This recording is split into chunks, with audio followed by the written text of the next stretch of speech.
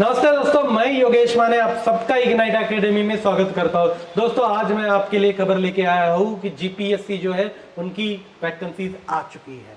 GPSC की किस चीज के लिए वैकेंसीज आई? तो industrial safety and health officer के लिए क्लास 2 की पोस्ट है जिसके लिए वैकेंसीज आ चुकी है। इन पूरे वैकेंसीज को इस वीडियो के अंदर हम डिस्कस करते हैं।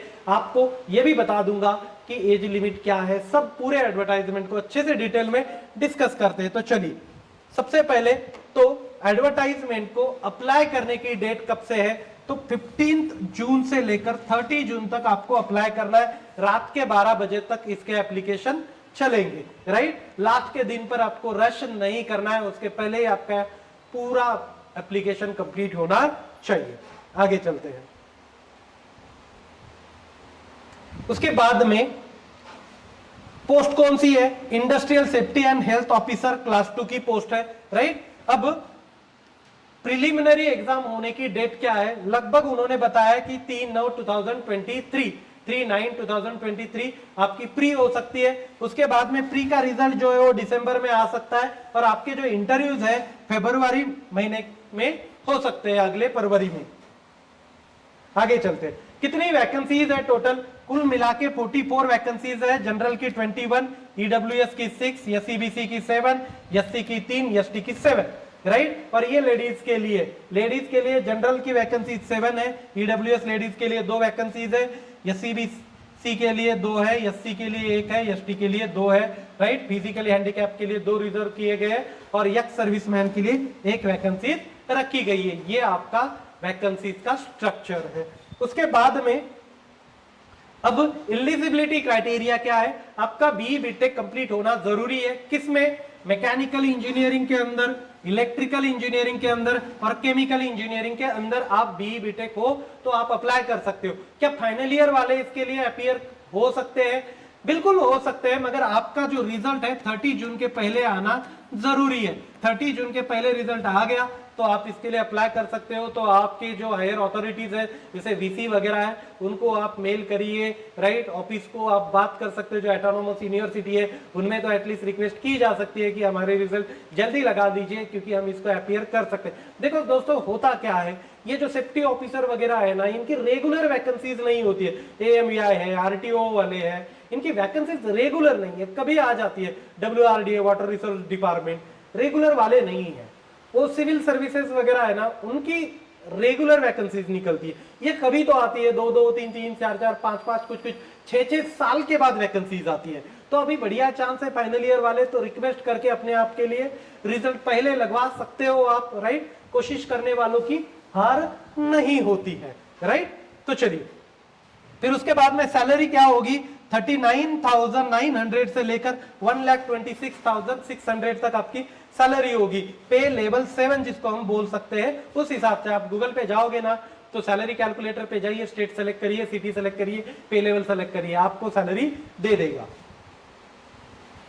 आगे चलते हैं।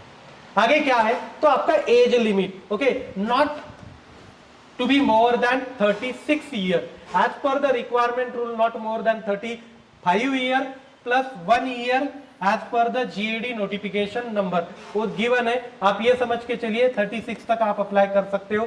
कब तक 36 होना चाहिए ये भी लिखा हुआ है।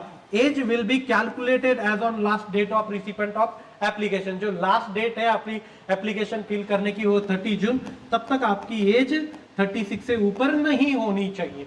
अब कुछ एज रिलैक्सेशन है, जैसे कि लेडीज के लिए, वुमेन्स के लिए 5 साल का एज रिलैक्सेशन है, मगर 45 के ऊपर नहीं जाना चाहिए, राइट। वैसे भी नहीं जाए, 36 + 5 41, राइट, जनरल लेडीज के लिए। फिर उसके बाद में candidate belongs to EWS, SCBC, ST, SC category of Gujarat origin, जो गुजरात ओरिजिन के हैं उनके लिए 5 साल का एज रिलैक्सेशन होगा, राइट।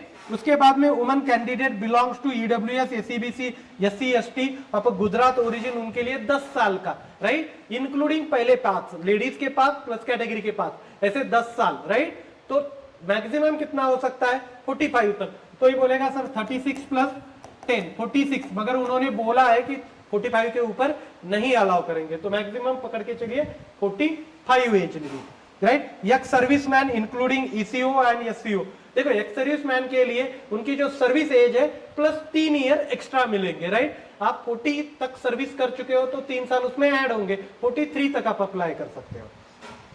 फिजिकली डिसेबिलिटी के लिए 10 साल का एज रिलैक्सेशन है। अब देखो एग्जाम का पैटर्न क्या है। एग्जाम के पैटर्न के लिए आपकी 300 मार्क्स की रिटन एग्जाम होगी, जिसे प्रिलिमिनरी टेस्ट बोला गया है, उन्होंने प्राइमरी टेस्ट लिखा हुआ है, जिसमें 100 क्वेश्चन 100 मार्क के लिए जीएस के ऊपर आएंगे, स्पेसिफिकली गुजरात का जनरल स्टडीज होगा।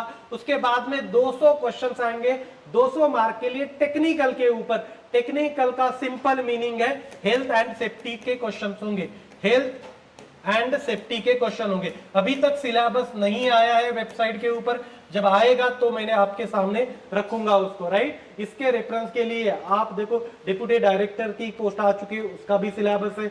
महाराष्ट्र में अभी इसके रिटर्न का रिजल्ट लग चुका है, राइट। तो उनका भी थोड़ा बहुत आपके रेफरेंस के लिए सिलेबस मिल जाएगा महाराष्ट्र पब्लिक सर्विस कमीशन के वेबसाइट के ऊपर। तो आप अपनी प्रिपरेशन की शुरुआत कर सकते हो, जैसे फैक्ट्री एक्ट वगैरह है उनको पढ़ के आप शुरुआत तो कर ही सकते हो प्रिपरेशन की। कुछ दिन में वो सिलेबस भी आ जाएगा। फिर उसके बाद होगा इंटरव्यू। जो लोग अब देखिए मिनिमम 15% मार्क आपको रिटर्न के अंदर होने चाहिए, तब आप जाके इंटरव्यू के लिए जा सकते हो। मगर जो फाइनल सिलेक्शन होगा उसमें 50% इंटरव्यू, 50% आपका रिटर्न का कंट्रीब्यूशन होगा। अब देखो फीस कितनी है, तो फीस मात्र 100 रुपए है। तो अप्लाई करने में क्या दिक्कत है, राइट।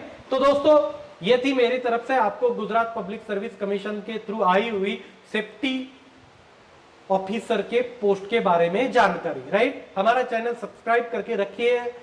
थ्रू आउट इंडिया जो कुछ वैकेंसीज आती रहेंगी आपको हम इन्फॉर्म करते जाएंगे, राइट। सो दोस्तों thank you so much guys for listening, thank you so much.